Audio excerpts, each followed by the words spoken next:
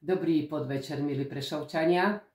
Chcem vám veľmi pekne poďakovať, aj keď som momentálne nemôžem byť prítomná tu pri vás v našom rodnom Prešove, ale duchov a mysľou som s vami a veľká vďaka za to, že ste dnes tu všetci sa takto zhromaždili a si pripomenuli pamiatku pietu mojich detí Martinky a Janka.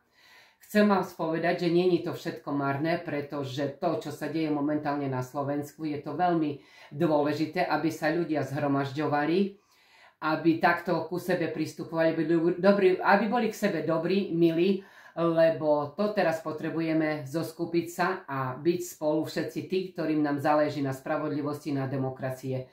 Už je tomu 7 rokov, kedy zomreli moje nevinné deti rukou vraha, ktorého si najali vtedy politické moci, ktoré vládli vtedy, hej, a proste Janko písal pravdu a nedal sa ani zastrašiť, ani kúpiť a preto ich museli takýmto spôsobom odstrániť. Nás to boli už 7 rokov, nevieme, čo nás ešte čaká, lebo Najvyšší súd ešte stále nerozhodol a nejako veľmi dlho trvá, už 19. maja bude 2 roky a zatiaľ nič. Bojíme sa, že Kočner pôjde na slobodu a naše deti sa nikdy nedočkajú spravodlivosti. Týmto vás chcem poprosiť, vyzvať, aby ste nás nenechali spolu. Objímam vás, som s vami, veľké ďakujem.